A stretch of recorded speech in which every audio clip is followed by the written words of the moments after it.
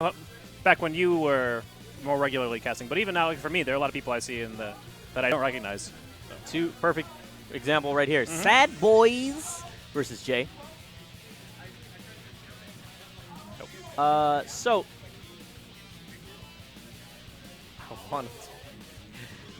okay.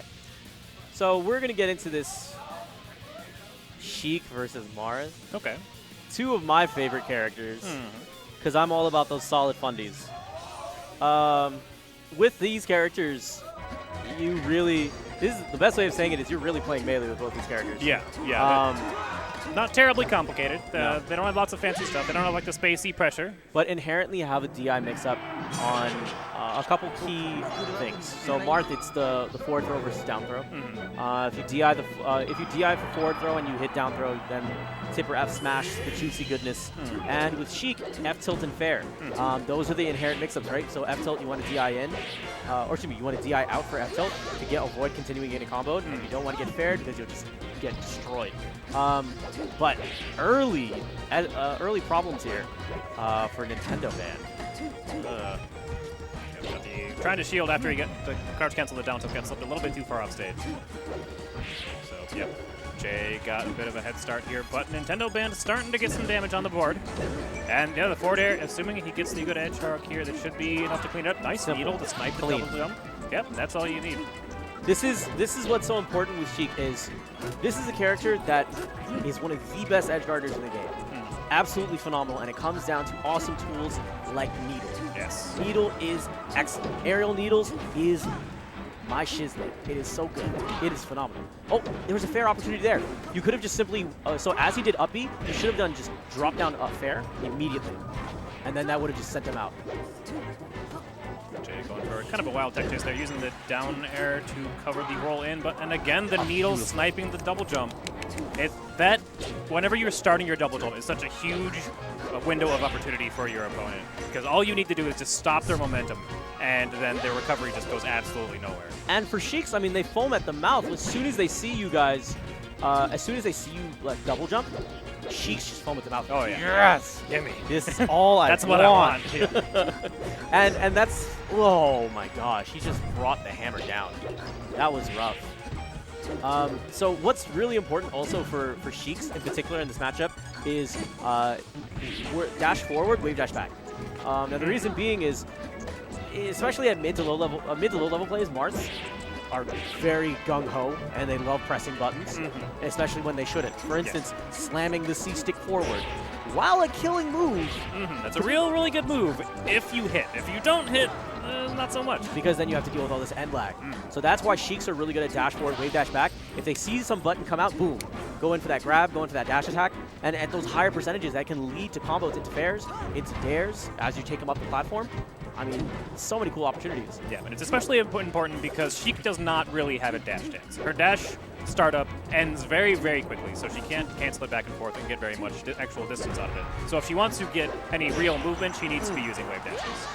Now that was a punish there because he saw F tilt come out, and he just said, "Let me punish this man." Excellent fair. He's gonna go for the needles again. Okay. He's 4 for 4. He's 4 for 4 on needles. Ooh, he tried jab breathing there. No. 2% though, gonna get knocked into the air. Crouch cancel, gonna make that stock last a little longer, but this down throw should be, no, okay, not quite He's it still yet. Good DI, keeping it alive. Good patience coming out from Jay, saving the double jump.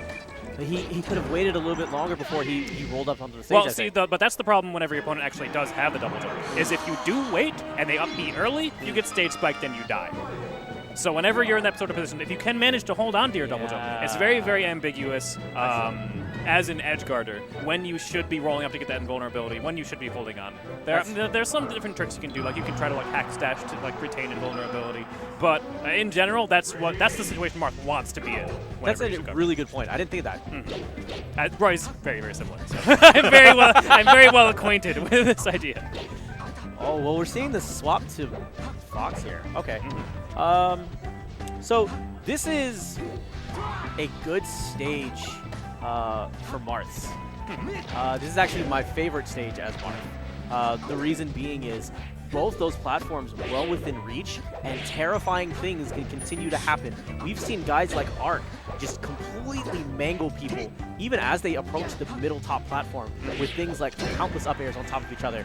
And while connecting with that foot, he's not going to be able to take that stock here. Good job not going for the pivot grab, instead saying, let me dash away from the situation, and let's re-engage. Diffuse it. Don't want to get up smashed here, so. Oof. Nice. Way to punish with the up smash. Gonna jet. Tried to the jab out of the side B, but missed time just a little bit. And that is why it's very, very important to be super on point with your edge guarding. Ooh, a little bit of tech. I see you, dog. The sticky walk there.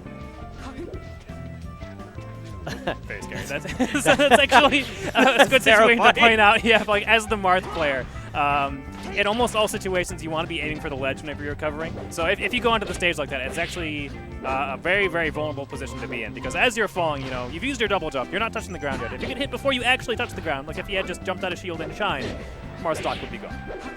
Oh, hit him with the double, please. Okay, he's gonna chase him on the other side. Okay, I like the choice from jab, cover different options safely, but you saw what he did there? He did a short hop up air, caught him with just the tipper of that, and then followed up afterwards to finish him off. Yeah, that is definitely one thing Marth has going for him. The tip up airs on platforms are very, very scary. Misses spacing the up B though, and gets punished really hard. That's what happens when you go a bit too fast. Yes. And you're just too anxious to get on the stage. Okay, nice movement coming out from Jay. That's the second time he's used up air there. Interesting. Okay. Why he would use it in that situation. He tried to wave dash back. I would imagine that he could wave dash back shine if he did on normal get up onto the stage. Possibly. Oh, nice high neutral air. That was actually done late to try and stab the shield, and it did work. Down tilt? No, F tilt gets punished. Yeah, not safe. Okay. I'm not sure what he was going for there, but also realized at the last moment, maybe this isn't a good idea. Maybe we just get back on stage. It looked like he had this thing in his head. I should shine. Oh god, I'm gonna side yeah. This is way too close. I'm outside my comfort zone. No! No, Jay suiciding with the down air too high. Okay, nice reverse beat. That's a really flashy looking thing, but I think just a regular up air would have been better, because Fox is still at a % where tip upper would have enough hit stun for him to combo, despite the fact that he was at 90. But does still manage to take it eventually. Here we go. Some throw started at low %. Still gets the crouch cancel up smash, though. One throw is not enough to put Fox out of those %. He tried to cross up, catch him by the ankles. Granted, Marth doesn't have a great shield as a humanoid. Sheik has a much better one, but ooh, a little bit of trickiness. He guessed that he was going to roll into safety. Drop down fair? No, he tried to drop down back air, covered early. Still managed to get the grab though, and dashes out of the way. The up smash not coming back in time to really punish. Chasing the double jump, that was actually really good. I really like that. He knew that technically he could have gotten the up air, but it's stuck over the double tap afterwards. And very nice angling upwards, understanding that that counter is a threat that Marth has. No, gosh. Okay. I was so good. concerned that he wasn't going to get his punish. Right, he could have got one. Like, he set it up right. Shielded it afterwards, so he couldn't go for the F smash, but managed. Ooh. That's actually kind of tricky to do, because he jumped and then held down so he would fall through the platform without actually getting the fast fall, and then timed the back air correctly, so we got the sweet spot. There was a couple of mistakes back and forth, all over the place. Overall, some interesting decision making. Yeah, some interesting decision making. But entertaining to watch. Some of these guys, I mean, it's cool to see people who are like getting things. Things are starting to connect, and they're starting to develop their style and flesh out everything. So it's really awesome to see people starting to progress and bloom and change and evolve into these awesome beings of melee masterdom. Right.